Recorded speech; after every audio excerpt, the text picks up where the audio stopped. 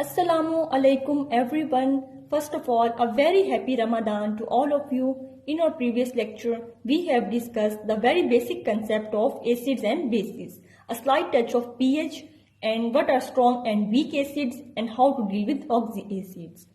Today lecture is about bases, that what are strong bases and what are weak bases. Let's move on quickly. Strong bases are those which when dissolved in water are easily soluble, or we can say that completely soluble. For example, potassium hydroxide, sodium hydroxide, barium hydroxide. These when dissolved in water are completely soluble.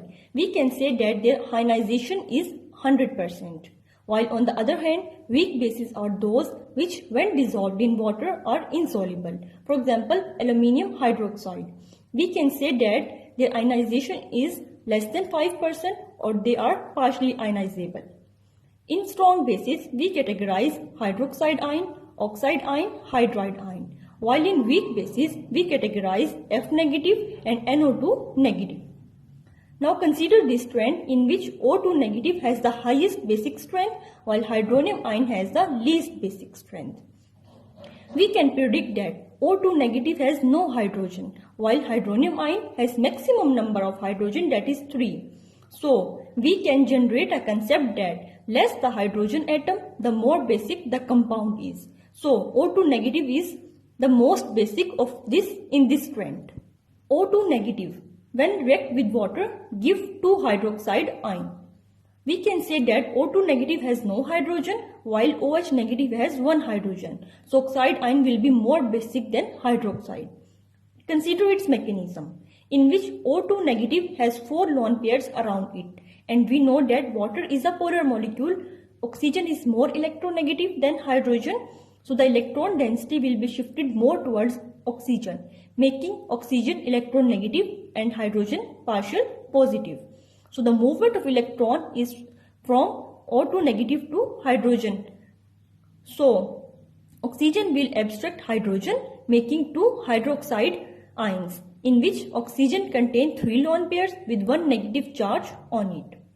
Consider another reaction in which hydride ion reacts with water to form hydroxide ion along with hydrogen gas. In this, H negative has 1 hydrogen and OH negative has also 1 hydrogen. So how we can say that which one is stronger? The general concept is that the strong base will produce the weak base.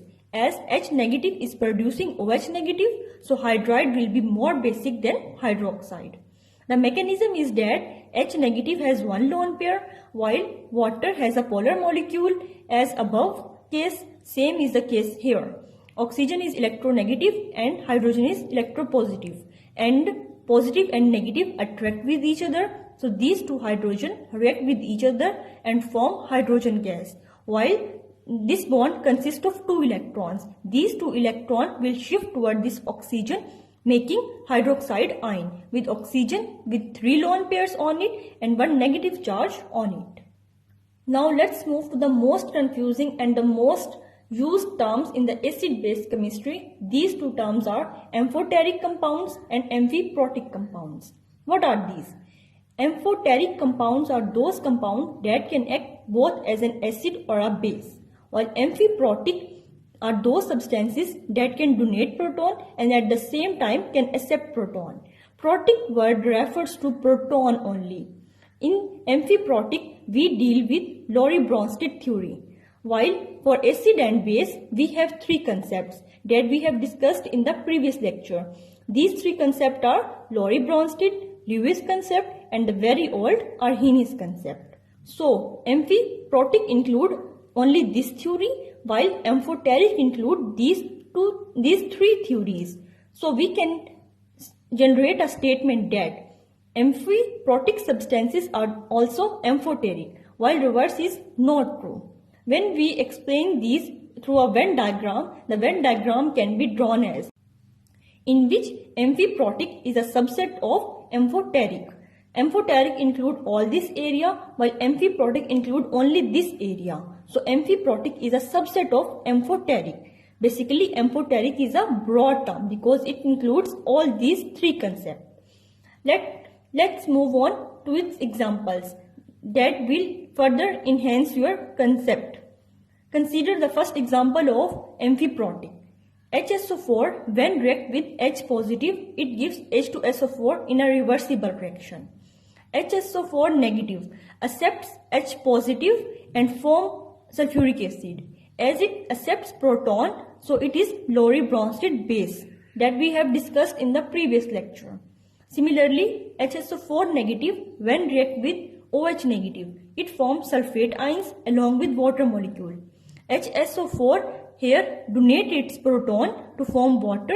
As it donate proton, so it is basically a Lowry-Bronsted acid.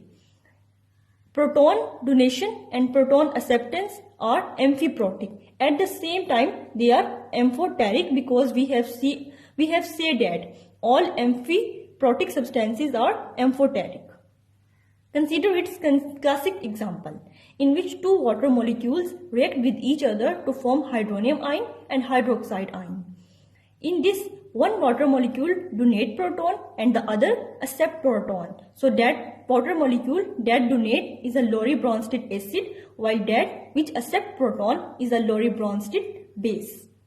Now take example of amphoteric compounds. We know that aluminium oxide is more or less amphoteric in nature.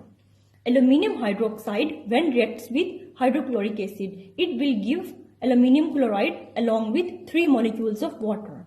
Here, oxygen has lone pair on it. That lone pair is donated to hydrogen of hydrochloric acid because HCl is a polar molecule. Chlorine has partial negative charge because electron density is shifted more towards it, making hydrogen partial positive. So this lone pair will be donated to hydrogen atom. So it is a Lewis base, not Lowry-Bronsted, because in Lowry-Bronsted H positive transfer, while in Lewis base electron pair transfer. Here no transfer of proton take place, so it is a Lewis base. Similarly, aluminium hydroxide react with OH negative to give AlOH4 negative compound. Here AlOH3 accepts the electron pair from this OH negative. Here also the transfer of electron takes place from OH negative to aluminium hydroxide. So aluminium hydroxide is a Lewis acid, not Lowry-Bronsted.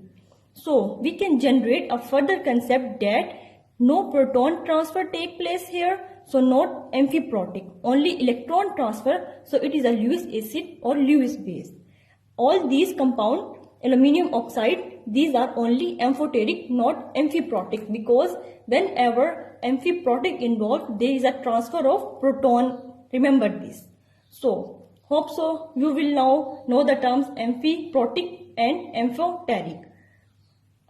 If you like this video, kindly like and subscribe our channel. Thank you. Allah Hafiz.